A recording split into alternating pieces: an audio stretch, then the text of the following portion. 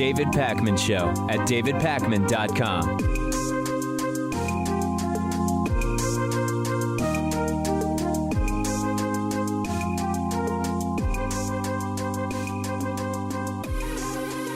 So there's a white nationalist, Richard Spencer, who I've actually interviewed on the program, and I encourage you to check that interview out. He's considered in some sense the founder of the alt-right, but he's definitely a white nationalist. He said that that is an appropriate term, among others, to be using for him when I interviewed him on the show a couple of years ago.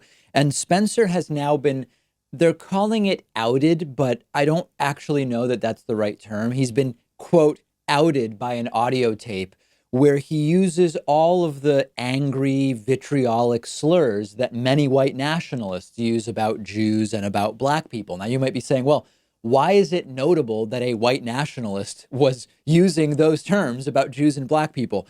And the reason it's notable is precisely because Richard Spencer's entire thing was, yes, he's a white nationalist. Yes, he wants a white ethno-state where everyone who is not, as he calls it, of European origin leaves the country.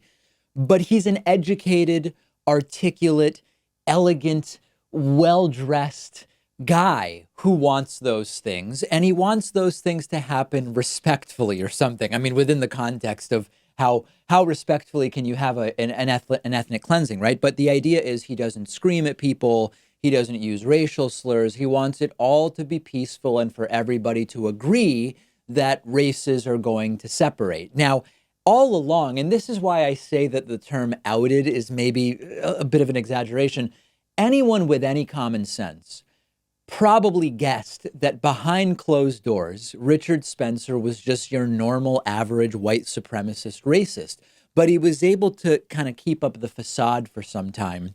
He would couch his views in history or sociology or science, as they claim now to be doing in a very popular and sometimes, unfortunately, effective way. But this is now all imploded. So it just so happens that the person who released this audio tape is another right-wing bomb thrower named Milo Yiannopoulos, who I actually emailed with about 6 or 8 weeks ago. Didn't go well, that email exchange. The emails had nothing to do with this. Milo has released the recording. It's bad. We're going to listen to it. Now, nothing surprising about this. In some superficial sense, this does contain shocking language. So probably best, as they say, to get the kids out of the room. We are coming back here like 100 times. I am so mad. I am so mad at these people. They don't do this to me. We're going to ritualistically humiliate them. I am coming back here every weekend if I have to. Like, this is never over. No. I win. They lose. That's how the world works. Little kikes. They get ruled by people like me. Little octoroons. My ancestors enslaved those pieces of We're gonna win. I rule the world. Those pieces of get ruled by people like me. They look up and see a face like mine looking down at them. That's how the world works. We are going to destroy this town. So, of course, you know, talking about kikes and octoroons, slurs for Jews and black people. So there's really only one takeaway here, actually. I actually think that the analysis here is a pretty simple one. Richard Spencer is just like all the people that he claims to be different from, right? He says he's not some lowbrow racist. He's not some abrasive, uneducated yokel or whatever, right? Because he's the dapper white nationalist. Well, this sounds just like anybody else that you would imagine white nationalists would be in cahoots with. He plays the polite, well-dressed white nationalist who uses coded but arguably less threatening sounding terms like peaceful ethnic cleansing, a kindler, gentler sort of white nationalism, but it's all the same stuff. Now, why did Milo Yiannopoulos publish this? He says, quote, "As for why I published it, I have always publicly hated Spencer, and he has always publicly hated me. He thinks I'm a degenerate race-mixing kike, and I think he's a knuckle-dragging racist in a cheap suit. As you will recall, he was paid to sneak into a bar I was singing karaoke in and throw up Nazi salutes and film it without my knowledge. So it has been very satisfying for me to draw a crisp, bright red line between the two of us. So there it is. It's just different factions of the vile right. In this case, they are clashing with each other, Milo and Richard Spencer. But the lesson is you've got to pay attention to the substance and not the tone. Because if you go back to the interview that I did with Spencer, I believe it was back in 2017, or you look at anything that he's done, if you listened only to the substance of Spencer for the last however many years, this would not be even remotely surprising to you. You might still be taken aback by the crass nature of the language, sure, but the substance would not be even remotely surprising. The people who were surprised by this had sort of been lulled by the tone and the optics of Richard Spencer, and they weren't paying attention to the substance. That was a bad decision all along.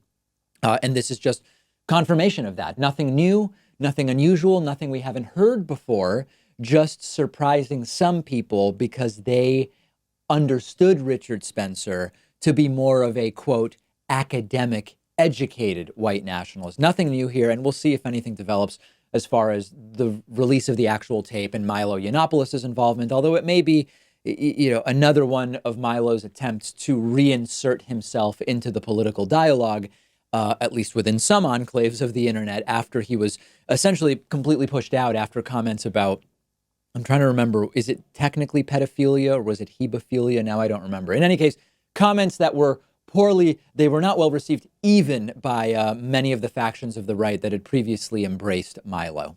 Here's an interesting media story. Another Fox News reporter has quit. So we had Shepard Smith quitting a few weeks ago. This time it's Catherine Herridge, who's certainly much less well known than Shep Smith. Catherine Herridge, known more for holding up documents in front of the camera during her reports. She has quit Fox News. And what's really funny is that there are conflicting reports. She used the term facts matter.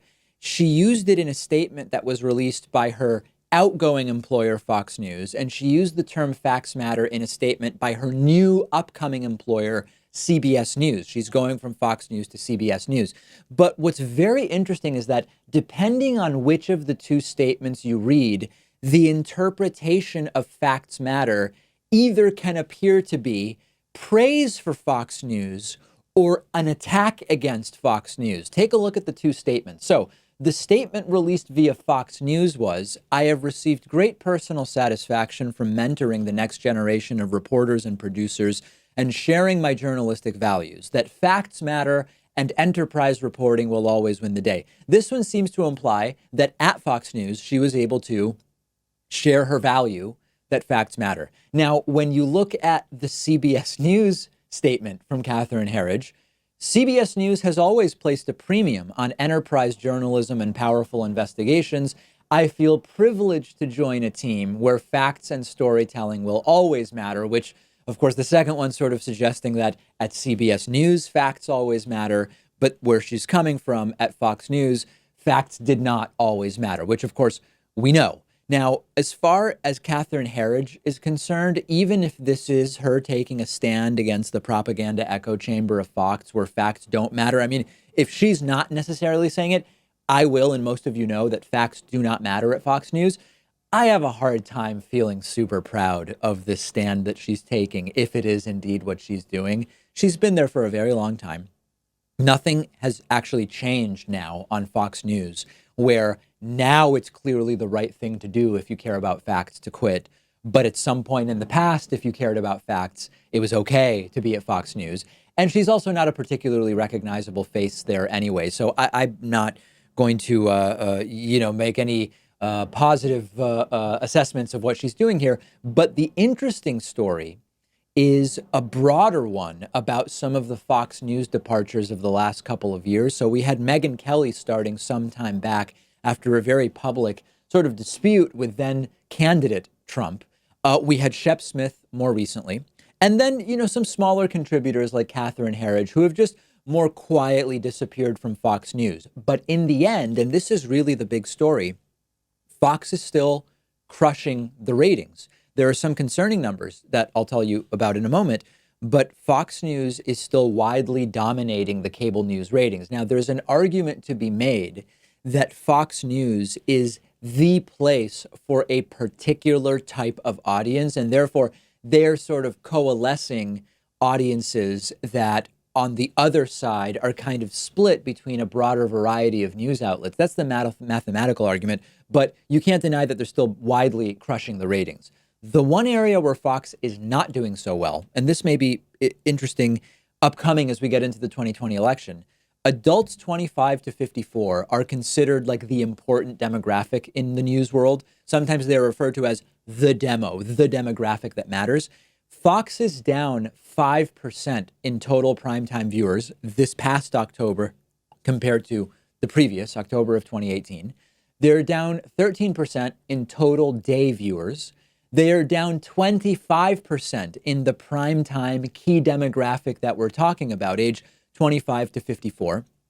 And they are down 27% in the total day demographic of adults 25 to 54. So Fox is doing well. They're beating out CNN. They're beating out MSNBC at almost, if not all times of the day across the spectrum. But they are having a growing problem with this important key demographic of adults 25 to 54. Now, fortunately for them, it doesn't really matter, right? They don't need to be profitable since they have these rich right-wingers that fund them, and that's going to continue. I won't say in perpetuity because nothing lasts forever, particularly in media, but for the foreseeable future. But this also connects to 2020, and it also connects to the growing sort of rift between Donald Trump and Fox News. On the one hand, you have the folks like, Sean Hannity and Jeanine Pirro, and I believe Laura Ingraham, for the most part, is on the Trump train. They are effectively Trump brown-nosers, functioning almost as state media on Fox News on a daily basis. Jeanine Pirro on a weekly basis, I think. But then you've got people like Tucker Carlson, who's not always on the Trump train. You have Shep Smith, who certainly wasn't and has now left. And Donald Trump, over the last year or 15 months, as we've been talking about, has been more and more frequently promoting the even crazier alternative to Fox News, OAN or OANN, One American News Network. So this is going to be an interesting media narrative heading into 2020. Now, remember, in 2016, really 2015, when Fox News was not behind Donald Trump, they were not behind Trump in a less overtly problematic way for the right, because there were all sorts of more establishment Republicans that they could support or be behind, Ted Cruz or Jeb Bush or whoever, until eventually they got behind Donald Trump as it became clear he was going to be the nominee. This time, there is less sort of plausible reasoning for Fox News, a right-wing echo chamber, not to be behind Trump, because there is, at least as of yet, no serious primary challenger to Donald Trump, and it doesn't appear that there's going to be one. So the circumstances would be far different if Fox were not to be wholly behind Trump as we get into the 2020 election. I expect they will be, but I think there might still be some interesting drama to be seen. Let me know what you think about all of this. I'm on Twitter at @dpacman. The show is on Twitter at David Pakman Show. And another reminder, Twitch live streams are back. I did one on Sunday night. There will be one or two more upcoming this week, and you can catch those at twitch.tv/David Pakman. The David Pakman Show at davidpakman.com.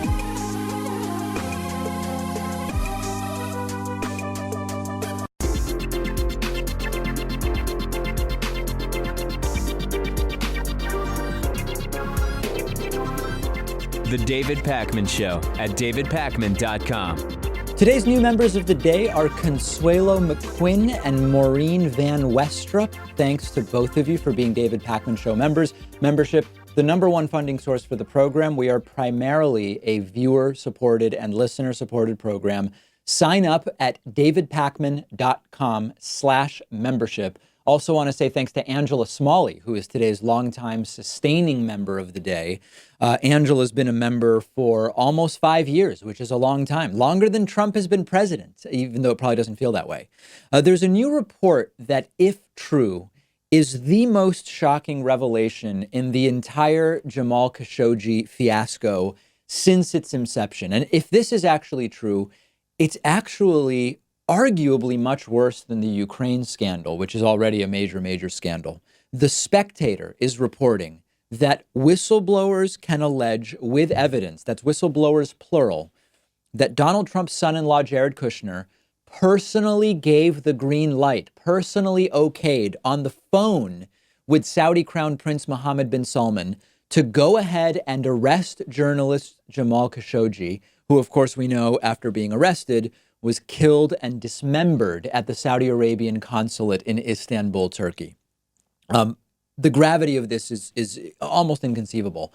2 of the whistleblowers out of the 7 that are involved generally in this report from The Spectator, 2 of the whistleblowers involved here reportedly are in agreement about this. And it is apparently not just an assertion, but one of the 2 whistleblowers says that an intercepted phone call that is in the possession of Turkish intelligence actually is the conversation during which this took place. The phone call is reportedly between Jared Kushner himself and Mohammed bin Salman himself. And I have even more to discuss with this because of something that I said a little while back. The existence of this phone call is said to have been the way that Turkish President Erdogan was able to convince or strong-arm Donald Trump into pulling troops from Syria. Now, this is still early, but that allegation is one that I hypothesized about at the start of the Syria fiasco. And a lot of people wrote to me saying, David, that is baseless speculation and you are wrong to do it. Well, it's certainly speculative. This is an analysis and commentary show, and that's one of the things that we do. We speculate.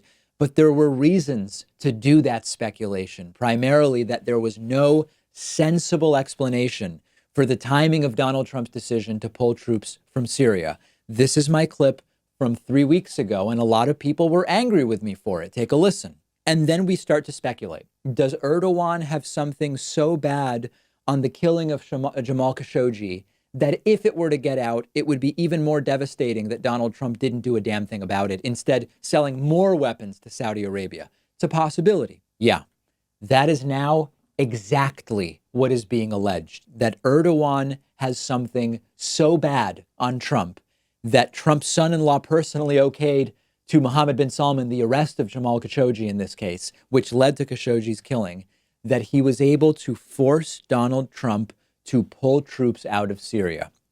So there are actually 2 scandals here, and the reporting that I'm seeing is mostly about just one of those scandals. So scandal number 1, if indeed Jared Kushner, Trump's son-in-law, unelected, not confirmed by the Senate, an advisor to Donald Trump, if Jared Kushner personally told Mohammed bin Salman to go ahead and arrest a Washington Post journalist, that is a scandal of the highest degree. We are talking colloquially, I'm not making a legal argument, I'm not a lawyer. We are talking colloquially about conspiracy to commit murder. Although, of course, they'll never be held accountable. We know that. But it goes further than that. If this phone call being recorded put Turkey in a position to be able to strong-arm Donald Trump to haphazardly pull troops from northern Syria in direct contradiction to what any of Donald Trump's generals or the Pentagon or the State Department were suggesting, which led to the deaths of Kurds, it's leading to the possible resurgence of ISIS. It is an absolute travesty and a tragedy of foreign policy, and it is the complete subjugation of the office of the presidency at our expense for the benefit of foreign governments. Now, we have to be careful here because this is one story from The Spectator. We want corroboration of the story. We eventually, ideally, will get the actual whistleblower testimony on this, because it's not just if the story is false.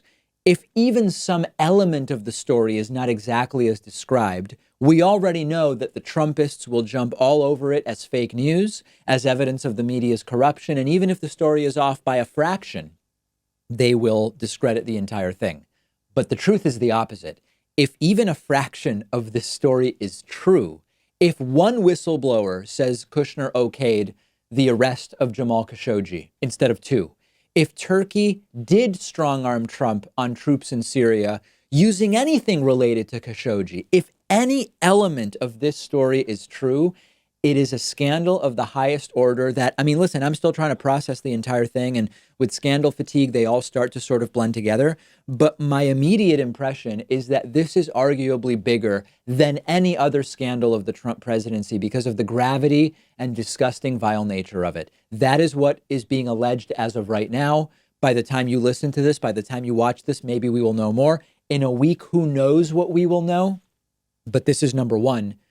Not very different from what we have suspected for a very long time with regard to the Turkish strong-arming of Trump. And Jared Kushner is unelected. He was not confirmed by the Senate. It is the cronyistic nepotism that Donald Trump, I guess, said he was going to eliminate by draining the swamp and blah, blah, blah, blah, all of that stuff. It hasn't happened. It's worse than we could have ever imagined.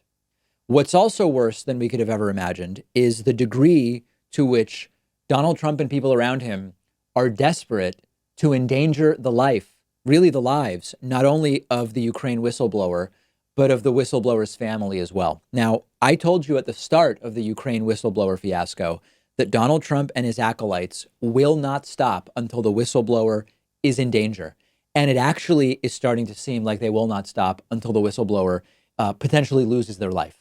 Trump has already referred to the whistleblower as a spy, as a traitor. We know that Trump is working very, very hard to leak the name of the whistleblower, despite whistleblower protection being a core tenet of the United States. Trump did one of his MAGA safe space rallies last night in Lexington, Kentucky, the home state of totally toxic ophthalmologist Senator Rand Paul. And Rand Paul, an advocate for privacy, an advocate for the rule of law, an advocate for the Constitution, Rand Paul claiming that they have the whistleblower's name and the crowd goes wild, and imploring the media to out the whistleblower printing their name. They're not going to stop until the whistleblower may be dead. Take a look. President Trump has great courage. He faces down the fake media every day.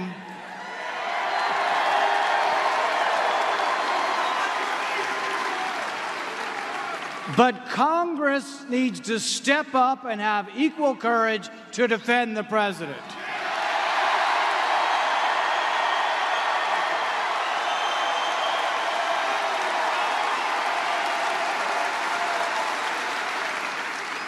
Hunter Biden made $50,000 a month. That's the definition of corruption. We know he got it only because of his family connections. We also now know the name of the whistleblower. The whistleblower needs to come before Congress as a material witness because he worked for Joe Biden at the same time Hunter Biden was getting money from corrupt oligarchs. I say tonight to the media, do your job and print his name.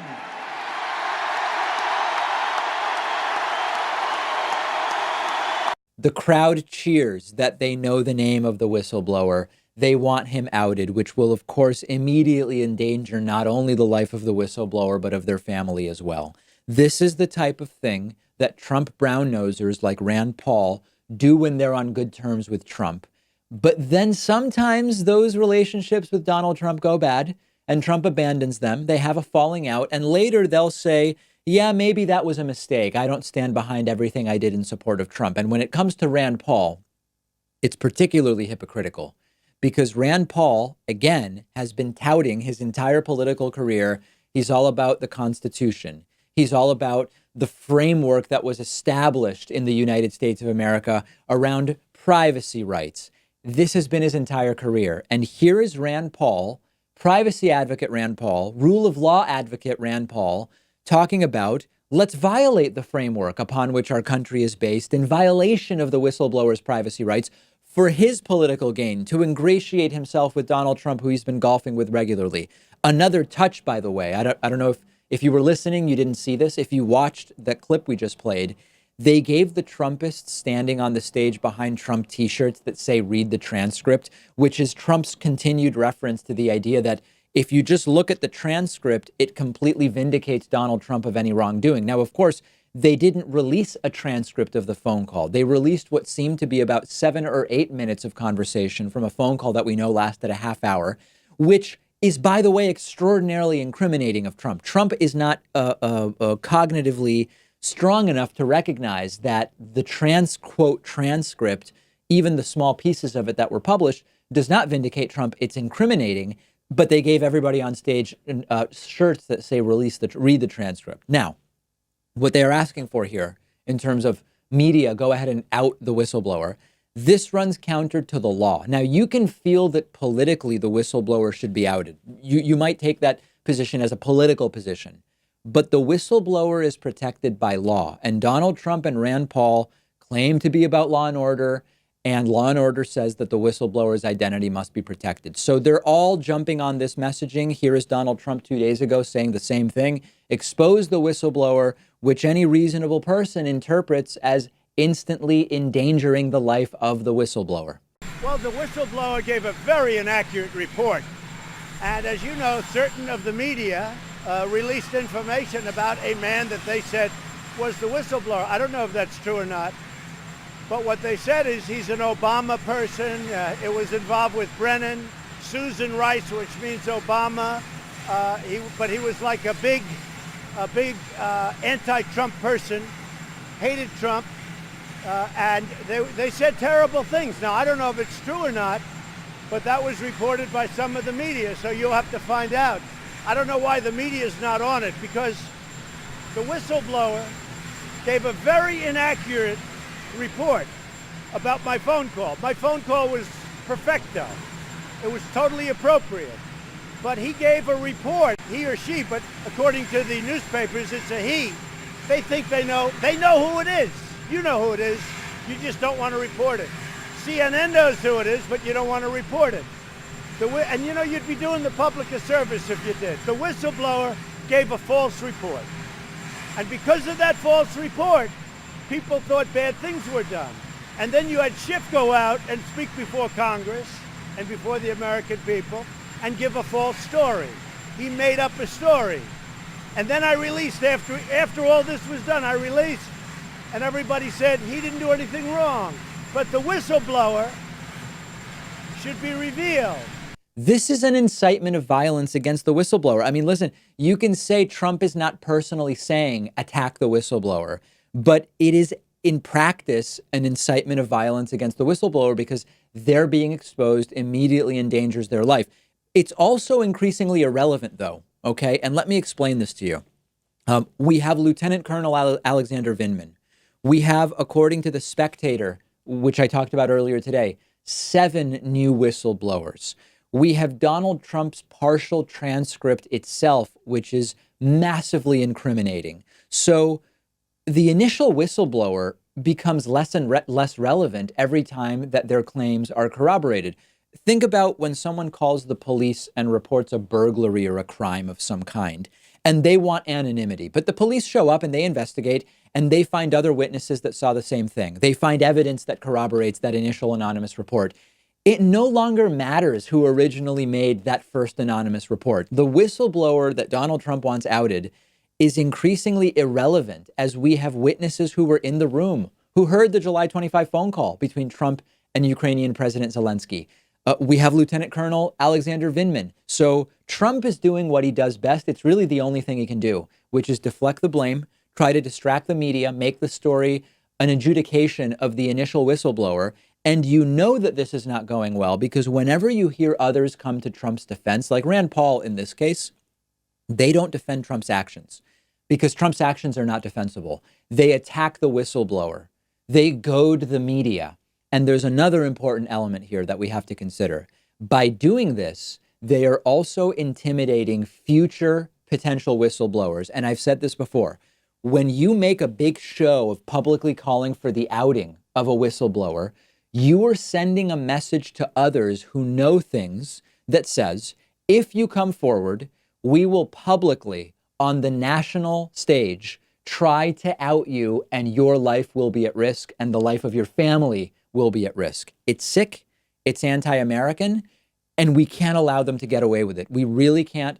I believe that the fastest recourse, we're a year from the election. It's just 12 months. And then we can end this national nightmare of what will have been a 4-year nightmare. I believe that that is still the fastest path.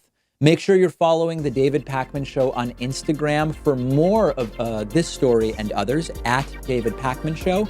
Give us a follow. And while you're there, follow me on Instagram at david.pakman as well. The David Pakman Show at davidpakman.com.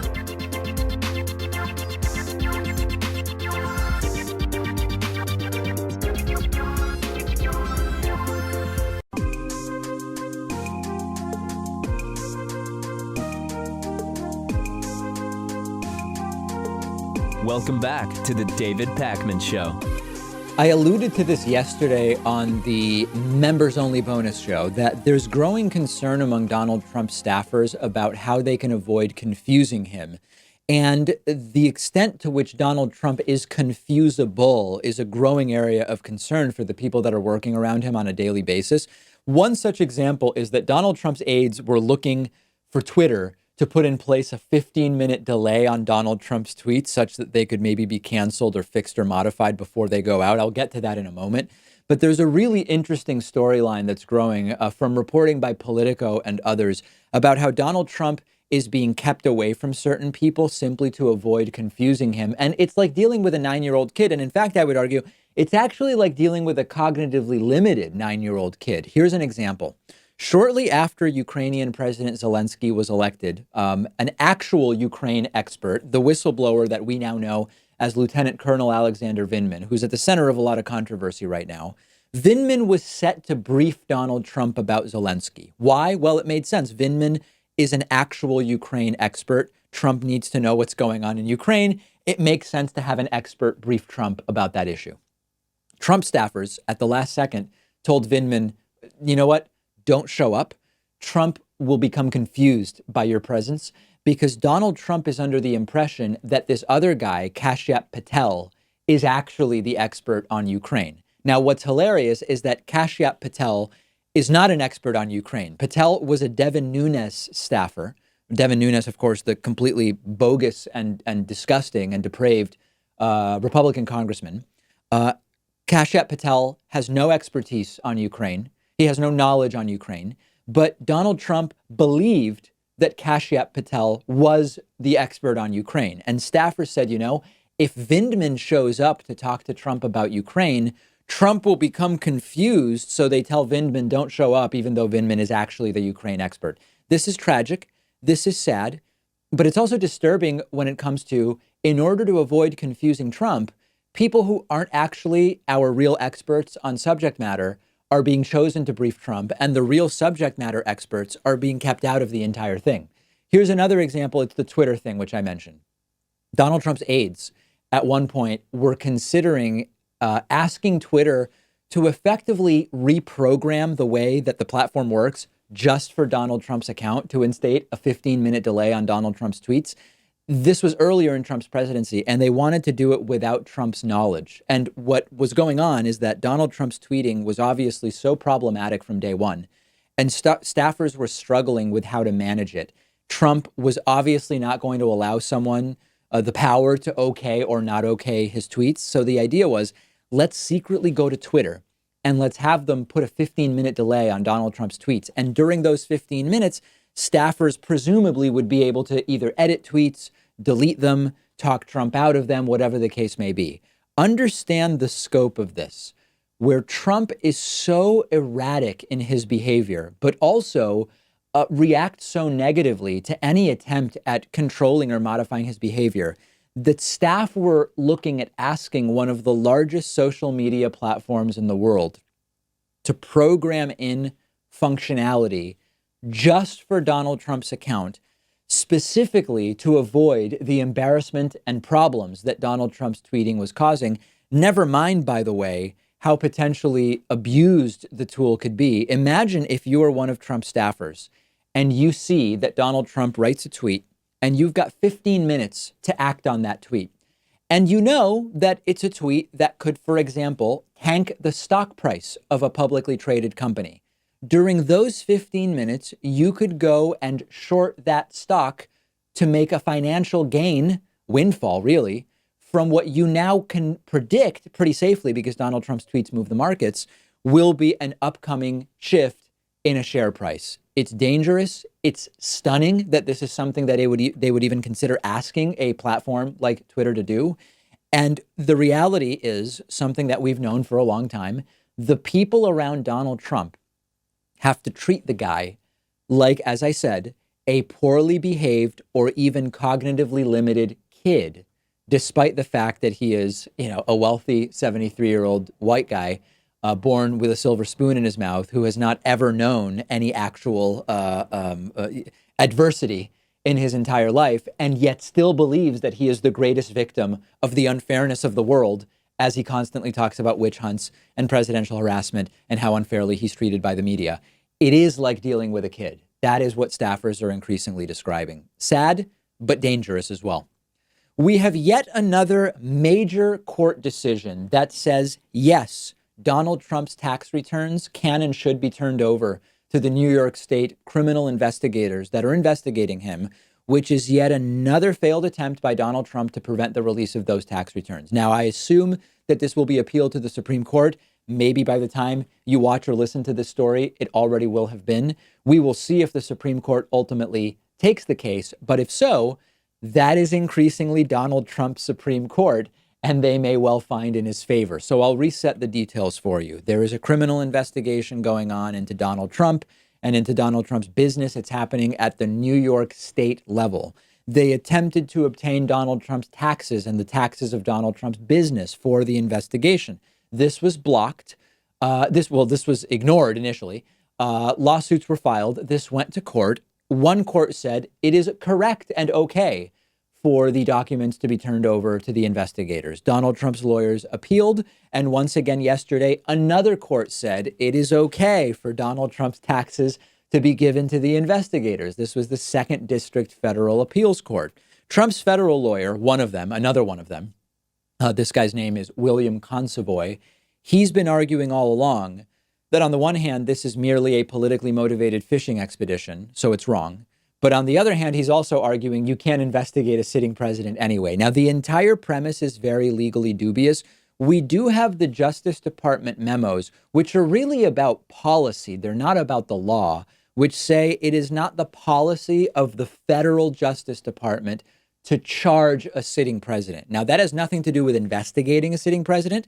And also, that's the federal Justice Department. We are talking here about the state of New York investigating Donald Trump. So to any sensible person looking at the basics of this, Donald Trump is working inordinately hard to prevent the release of his taxes. No doubt the release of his taxes would be bad for him. The question is, in what way would it be bad? That's still up in the air. Will it expose that Donald Trump isn't as rich as he claims to be?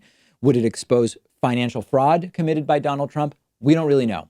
But what's important to understand about this ruling is that almost definitely it will be appealed to the Supreme Court and the release of the taxes will be put on hold. But just as importantly, and a lot of people emailing me are missing this, this is about whether Donald Trump's taxes can be released to state investigators. This is not about giving them to Congress or the public. Now, they certainly might leak.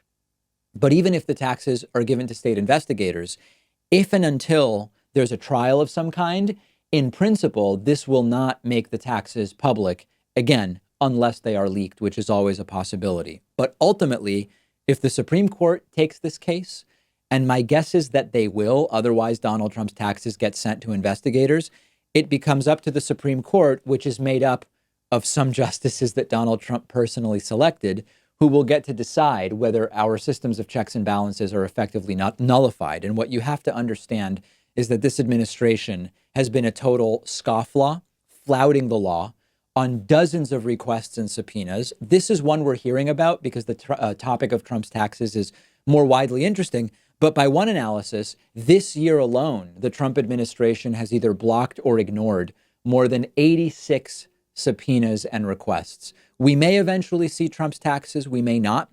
But the real battleground here is that of the long-lasting importance of the issue of what is the power of the presidency to ignore the checks and balances that we have?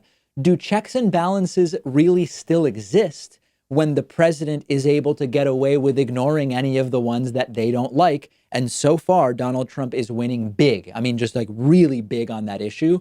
If we don't change that, the implications will be far more far-reaching than simply during the Trump administration. We'll take a quick break. Give us a like on Facebook at facebook.com/David Pakman Show. We will talk upcoming about the California wildfires. We will talk about many more things, as well as Andrew Yang. Interesting Andrew Yang story coming up. The David Pakman Show at davidpakman.com.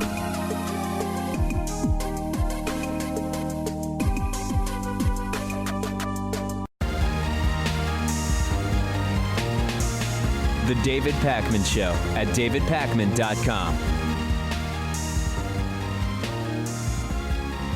Once again, wildfires are ravaging California, and the president is doing what no president should be doing, which is vowing no more federal aid to California at this key time.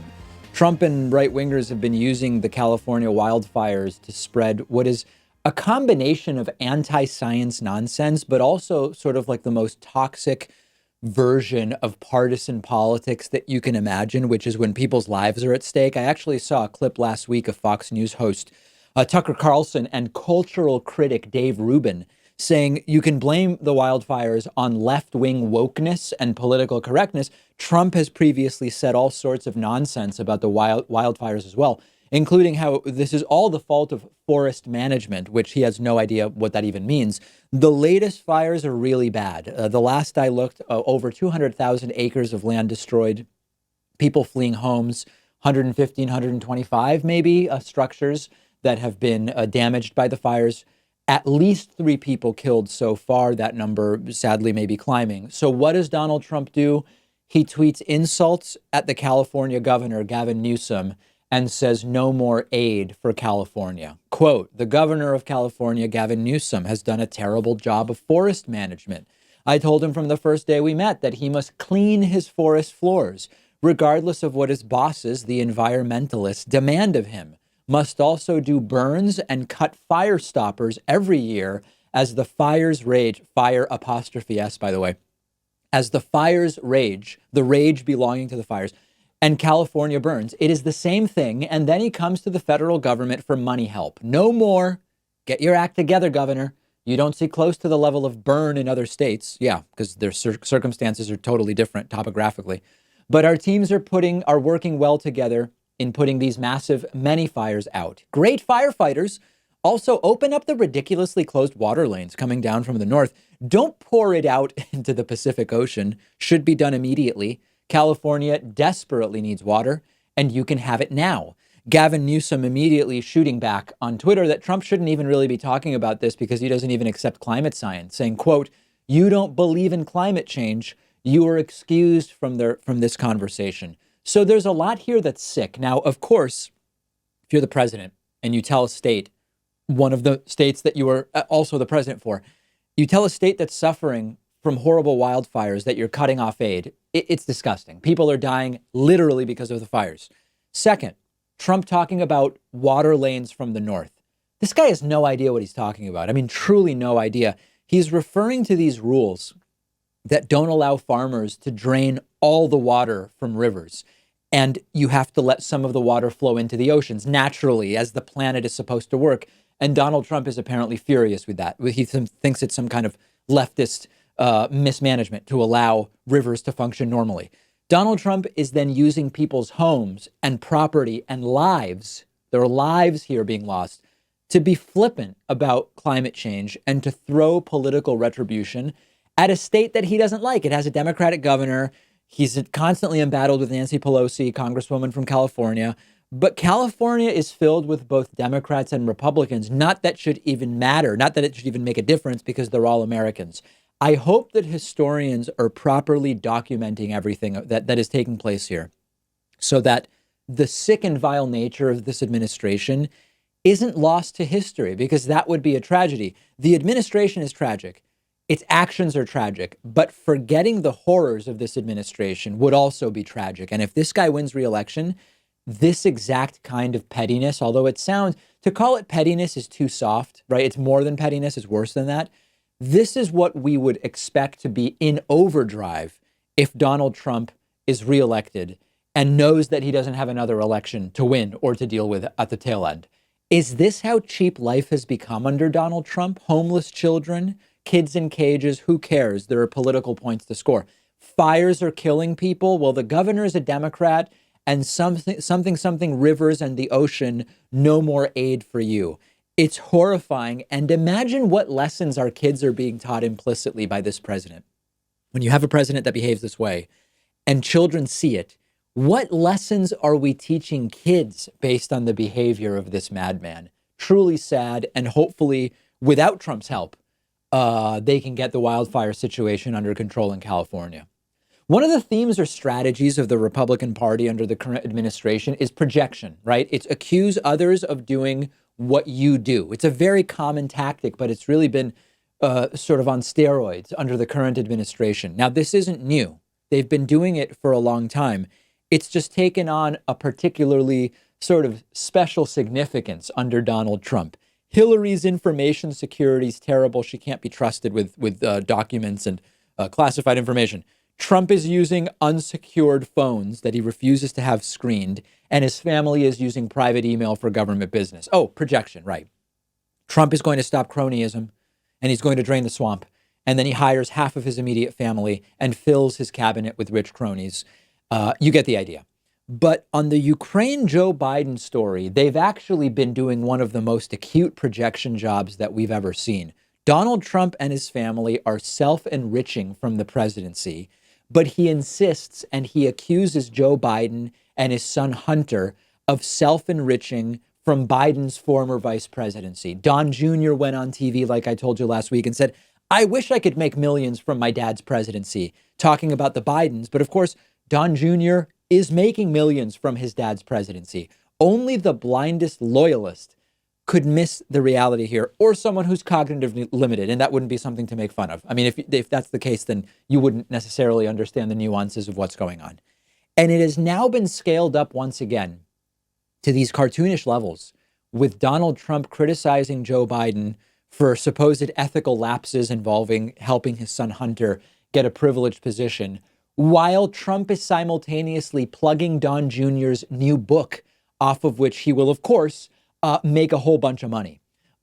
Trump says Joe Biden helped his son Hunter make money from Joe Biden's vice presidency. It's bad, it's corrupt, it's terrible. And then Donald Trump tweets, quote, my son, Don Jr., is coming out with a new book, Triggered How the Left Thrives on Hate and Wants to Silence Us. Available tomorrow, November 5th. A great book that I highly recommend for all to read. Go order it today. First of all, the idea of Don Jr. writing a book is absolutely hilarious, and I'm going to get to that in a second. But this is Trump again doing the thing he criticizes others for. If Trump were any other federal employee but the president, this would violate ethics rules. Trump is using the position of the presidency to benefit his son financially, exactly what he is accusing Joe Biden of doing for Hunter Biden. Now, as far as Don Jr.'s book is concerned, I looked around to see whether Don Jr. really wrote it or whether it was ghostwritten by someone who can actually write. There's no other name listed on the book, but I took one look at the beginning, and it's pretty damn clearly written by Don Jr. because it is some of the worst writing I've ever seen. Let's check out an excerpt. This is just cringeworthy bad writing. Chapter 1, trigger warning. I'm not mad. Look, everybody is called a traitor once or twice in their lives, right? Everybody gets falsely accused and wrongly investigated by the FBI and has to testify in front of Congress for over 30 hours, answering the same stupid, politically motivated questions over and over again, don't they? And everybody has an army of social justice warriors combing through every word they've ever said online to find something to be offended by, correct? Why should I be mad? I'm not mad. In fact, my plan was to write a feel-good book about forgiveness and healing, sort of a chicken soup for the political soul type of story. I was even going to call it Kumbaya instead of Triggered, but it seemed that title was already taken, probably by one of the 2,467 Democrat candidates currently running for president. So instead of chicken soup, over the next 300 pages or so, I'll take you on a tour of all the craziest, most destructive ideas that the left has come up with in the last decade or more. Think of it as a trip through Jurassic Park, only instead of dangerous dinosaurs, you get to see sleepy liberal losers, socialist crybabies, and hypocritical politicians and media if you decide to come along. I promise that nothing will jump into the car with us. You'll also get to find out a little about me during the ride, if only as a way to dispel the conspiracy theory on the left that I was born with horns. Of course, horns, a known anti-Semitic trope. I mean, I hesitate to even bring it up, not suggesting that it's deliberate, just always seems to end up in there, doesn't it? Anyway, can you imagine being so confused about reality that in the limited lifetime you have, the number of hours you have on this earth is ticking down, right? You choose this as a book to read. And in truth, no real readers would read Don Jr.'s book. It's just not the way that things work. This is not the type of book you sell to people that read regularly. This is the type of book you sell to people that don't read and are going to buy it as a political statement. Now, as far as Donald Trump promoting the book while criticizing Joe Biden, Trump has no ability to feel shame. He has no ability to understand irony. He has no ability to understand hypocrisy. That's not news. That shouldn't surprise us. Please, if you have some other position on buying this book and you plan to do it, I want to hear from you, and I want to know why, quite frankly. We have a voicemail number, which is 219-2-DAVID-P. Here is a question about Andrew Yang. It could actually apply to many of the candidates running on the Democratic side right now, but it's about Andrew Yang, so we will answer it as such. Hey, Dave, I'm a big fan of the show. My question is, what do you think about Andrew Yang being at 5%, and in a few polls recently, he was at 5% in Nevada and 5% in Arizona. Do you think this is showing like he's getting up to that 5% threshold, or do you think they're both outliers, or do you think that they shouldn't be counted for some other reason? Thanks. Yeah, so listen, it's not about those polls being outliers. It's not about they shouldn't be counted. It's just not going to make a difference, okay? Now, because this analysis could be done for a bunch of the lower level candidates. I'm going to do it for Andrew Yang, who I like personally, and I've interviewed multiple times because the caller asked about Andrew Yang. Nationally, Andrew Yang is polling at 2.8%, okay? But the primary is 50 individual state elections plus some territories. So the caller mentions Nevada. That's the third state to vote. It goes Iowa, New Hampshire, then Nevada. It's true that Andrew Yang polled 5% in one of the 4 recent polls. Now, in the other 3 of 4 recent polls, he's only polling 3%. But it doesn't matter because there's something called a 15% threshold to receive any delegates. Even if Andrew Yang in Nevada gets 14% of the vote, assuming that there are other candidates who get 15% or more of the vote, Andrew Yang doesn't get any delegates, right? He gets 0 delegates. So his 5% in Nevada or his 3% aren't going to get him any delegates. That's just the way it works, right? It's not my opinion. That's just the way it works.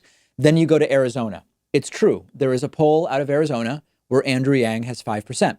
Now, Arizona doesn't vote until March 17th, and there's a whole bunch of states that will have already voted. But again, ignoring that, there's a 15% threshold that has to be met.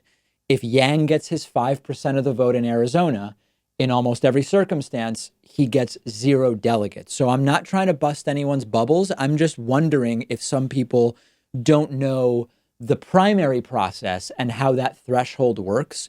Because once you recognize that 3 or 5%, it doesn't actually make a difference in helping him to secure the Democratic primary nomination. Now, if you understand that, but you still believe that there's a path, then I want to hear from you. I want to hear what that path is. We've got a great bonus show for you today. We will talk about McDonald's firing their CEO for a relationship he had with an employee. We will talk about Apple pledging billions of dollars to fight the California housing crisis and much more. Get instant access to the bonus show. Instant. Takes under a minute by signing up at joinpacman.com or by becoming a patron at patreon.com/David Pakman Show.